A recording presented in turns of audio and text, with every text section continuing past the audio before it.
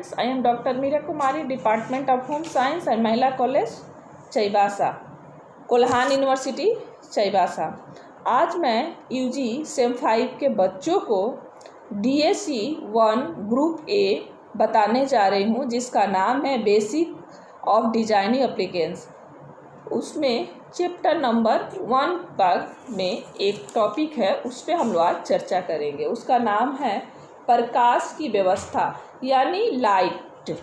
तो हम लोग बात करेंगे प्रकाश की व्यवस्था क्या है और क्यों ज़रूरी है और कितने प्रकार के प्रकाश होती है और हमारे जीवन में प्रकाश कितना महत्व है, हमारे जीवन में प्रकाश का कितना महत्व है।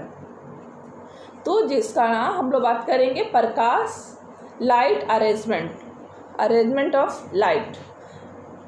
तो हमारे जीवन में बच्चों लाइट का उतना ही महत्व है जितना हमारी आँखें। यदि लाइट ही ना हो तो हमारी आँखें ही क्या करेगी? हमें देखने के लिए लाइट का, हमारे आँख और लाइट एक दूसरे का पूरक है। यदि लाइट ना हो तो हमारी आँखें कुछ चीज़ नहीं देख सकती है और आँखें ना हो तो लाइट हमारे जीवन में कोई आनंद नहीं दे सकता है। तो ये आँख और जो लाइट है ना बच्चों, एक दूसरे की पूरक है। मैं इसको तो आप लोग कृत्रिम लाइट, आजकल तो हम लोग अधिकतर कृत्रिम लाइट का प्रयोग करने लगे हैं, लेकिन शुरू से ही प्राकृतिक लाइट का ज़्यादा प्रयोग किया जाता है।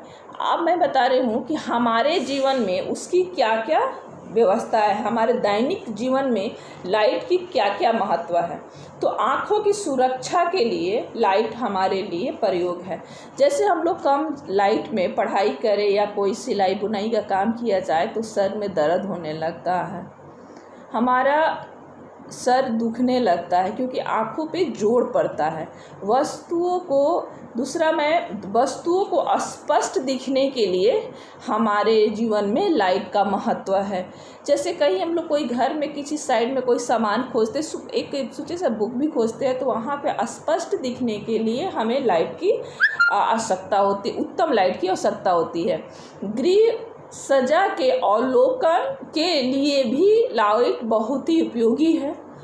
गृह सज्जा यानी घर को हम लोग कितना ही भी डेकोरेट किया जाए, कितना भी खूबसूरत बना दिया जाए, लेकिन उसको देखने के लिए लाइट की ज़रूरत है। हम अपनी बिना लाइट के, मैं पहले भी बोली, उस घर को हम लोग नहीं देख सकते हैं या आनंद नहीं उठा सकते। तो हमें स्पष्ट देखने के लिए, गृह सज्जा अवलोकन के लिए हमारी आँखों के साथ साथ लाइट की भी व्यवस्था होता है। आप ये भी देखी होंगी कि जिस घर को जितना ही डेकोरेट किया रहता है वहाँ पर उतना ही कृत्रिम लाइट का प्रयोग किया जाता है और किया रहता है। उत्तम शारीरिक और मानसिक विकास के लिए लाइट हमें आनंद पहुँचाता है। रोशनी जो है हमें आनंद पहुंचाता है, मानसिक तनाव से दूर करता है, हमें खुशमय आनंद देता है। शारीरिक के लिए आज थोड़ा सा मैं बात करते थे, हम लोग किचन में काम करते वक्त लाइट चली जाती है तो हमें अनईजी भी फील होती है, मानसिक तनाव भी फील होता है और शारीरिक परेशानी भी बढ़ जाती है ना। अब लास्ट में बताने जा रही हूँ प्राकृतिक दृश्य के आनंद उठाने के लिए क्या हमारा आँख, हमारी प्रकाश बहुत ही ज़रूरी है। प्राकृतिक दृश्य क्या क्या है, उसमें सब चीज़ आता है बच्चों। फूल, पेड़, पौधा, पक्षी, जानवर, नदी, नाला, पहाड़, ये नदियाँ, ये सागर, ये सब कुछ प्राकृतिक है ना। ये सारा चीज़, आकाश, धरती, ये सब चीज़ का आनंद उठाने के लिए रोशनी की ज़रूरत है। आप जैसे हम लोग बाहर में देखते हैं, हमारे यहाँ जैसे जमशेदपुर ही हैं, तो हर जगह पे रात में लाइट की व्यवस्था नहीं होती है तो बेकार लगता है, नहीं दिखता है। तो प्राकृतिक आनंद उठाने के लिए आँख के साथ साथ हमारा लाइट का भी उतना ही प्रयोग, मैं पहले भी बोली कि दोनों एक दूसरे का पूरक है। अब हम लोग जानेंगे कि प्रकाश के स्रोत कितने प्रकार का है। प्रकाश का स्रोत 2 प्रकार से माना जाता है बच्चों। एक है प्राकृतिक प्रकाश और दूसरा है कृत्रिम प्रकाश। प्राकृतिक प्रकाश तो हम लोग जानेंगे, माने नेचुरल लाइट, सूरज, तारे और चंद्रमा, ये 3 है नेचुरल लाइट। सूरज, चंद्रमा और तारे, ये 3 चीज़ होता है। प्राकृतिक प्रकाश यानी नेचुरल लाइट है, दूसरा है कृत्रिम प्रकाश यानी आर्टिफिशियल लाइट। इसमें बहुत तरह से आते हैं बच्चों, इसमें बहुत तरह से मैं आगे बताऊंगी। पहले हम लोग बात कर लेते हैं सूरज की रोशनी के बारे में कि सूरज की रोशनी क्या क्या करता है और हमारे जीवन में वो कितना उपयोगी है। बिना सूरज के रोशनी के हमारे जीवन को हम कल्पना नहीं कर सकते हैं। आज हमें कभी भी घर बनाना चाहिए या मकान की व्यवस्था करना चाहिए तो ऐसे बनाना चाहिए कि हर घर में सूरज की रोशनी पहुँचे। हर गृह में, माने जो भी, चाहे वो रसोई घर हो या शयन कक्ष हो या बैठक रूम हो या भोजनालय माने भोजन रूम हो, सभी जगह पे प्रकाश हमें मिलना चाहिए।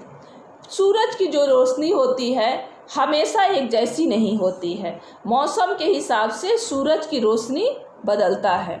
जैसे गर्मियों में सूरज की जो ताप होता है काफ़ी तीव्र होता है ना, और ठंड के मौसम में वो काफ़ी ही नरम होता है। ठंड के मौसम में धूप सेकना बहुत ही अच्छा लगता है हमें, क्योंकि सूरज का जो ताप होता है वो कम होता है, और वही गर्मी के दिन में सूरज के ताप से हमें डर भी लगता है। बरसात के मौसम में सूरज, एक बात कहेंगे कि वो क्या करता है, तो बरसात के मौसम में प्रकाश माने सूरज और बादल लुपा छुपी खेलते हैं। कभी सूरज बादल से वो ढक जाता है प्रकाश और कभी फिर दिखता है सूरज, तो वो लुपा छुपी का काम करता है। तो सबसे अच्छा हमें कब लगता है प्रकाश, तो सर्दियों के मौसम में सबसे ही अच्छा आनंद हमें प्राप्त करता है बच्चों।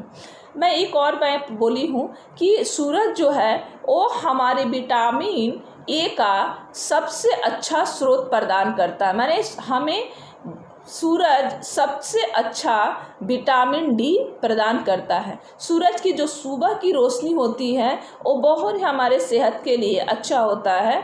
ये तो हम भी जानते हैं कि हमें सूरज से, सब हर किसी का बात है कि सूरज निकलने से पहले हमें उठ जाना चाहिए, और जब सूरज का पहला धूप आए तो हमें सेकना चाहिए। ये नियम कंटिन्यू करने से किसी भी इंसान को विटामिन डी की कमी नहीं होती है। तो सूरज प्रकाश के साथ साथ हमें विटामिन डी भी प्रदान करता है। दूसरी बात है, सूरज जहाँ भी जाता है बहुत से अद्भुत क्षमता यानी छोटे जीवाणु को वो खत्म हो जाता है। वैसे मैं अपनी भाषा में कहूँगी कि बहुत से वायरस सूरज की रोशनी में मर जाते हैं। इसीलिए प्रकाश हर कोने कोने फैलना चाहिए। माने जो भी घर की व्यवस्था किया जा रहा है, घर बनाया जा रहा है, उसमें ऐसा बनाया जाए कि प्रकाश हर दिशा, हर घर, चाहे वो कक्ष रूम हो या रसोई रूम हो या शयन कक्ष हो या भोजन का कक्ष हो या बैठक कक्ष हो, हर जगह पे प्रकाश जाना चाहिए। क्योंकि प्रकाश हमें विटामिन डी के साथ साथ हमें आनंद प्रदान के साथ हमें खुशियाँ प्रदान करने के साथ साथ बहुत सारे बीमारियों को भी वो बहुत से वायरस को मारता है और बहुत से बीमारियों से हमें बचाता है। वातावरण को स्वच्छ और सुंदर बनाने के लिए भी सुखमय प्रदान करता है सूरज की रोशनी। सूरज का प्रकाश अंधेरे दूर करने के साथ साथ हमारे जीवन को में बहुत सारे बीमारियों से बचाने का कार्य करता है सूरज के प्रकाश। पहले के ज़माने में आप लोगों ने घर यदि गांव गए हो कि देखा होगी, आजकल तो शहरों में बहुत बड़ी बड़ी मंजिलें रहती है जहां हर जगह पे सूरज की प्रकाश नहीं पहुंच पाता है। गांव में आप देखते होंगे आज के ज़माने में नहीं होता है कि जब घर बनाया जाता था तो घर को चारों साइड के बीच में आंगन रहता था, और आंगन में एक प्रथा था कि आंगन में एक तुलसी का पेड़ होना। आप देखिएगा हमारे हिंदू धर्म में हर जगह में लिखा हुआ है कि आंगन में तुलसी का पेड़ होना चाहिए। तो जो घर पहले ज़माने में बनाया जाता था, घर के चारों साइड बना करके बीच में आंगन रहती थी, आंगन फिर बरामदा और फिर रूम रहता था, है ना। तो और बीच में तुलसी का पेड़ और एक झंडा रहता था। ये हिंदू धर्म में था। और मैं तो बहुत सारे धर्मों को लोगों से बात करते देखती हूँ, बोलते नहीं हम लोग भी तुलसी रखते हैं क्योंकि काढ़ा वाढ़ा बनाने का काम आता है।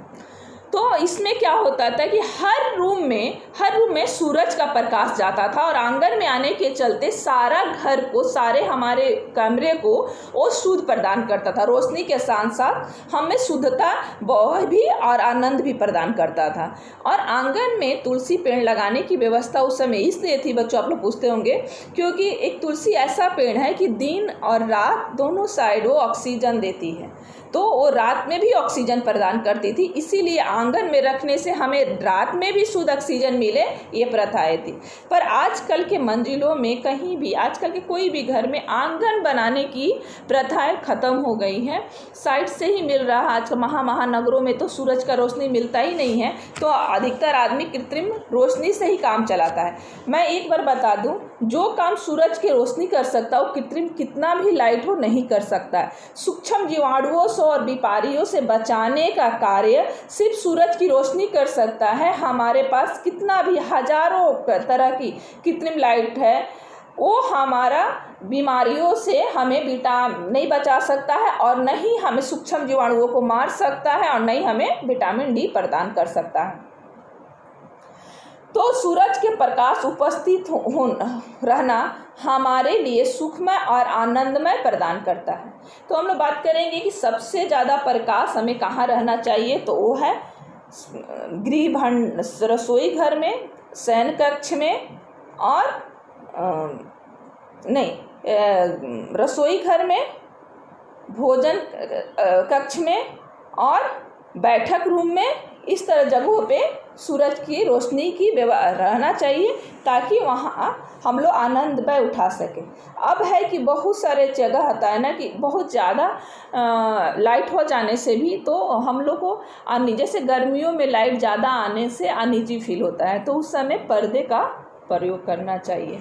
तो उससे क्या होता है कि सूरज की जो रोशनी है वो कम किया जा सकता है। प्राकृतिक प्रकाश निम्न प्रकार के हो सकते हैं। दरवाजे और खिड़कियों के रोशनदार व्यवस्था करना चाहिए हमें।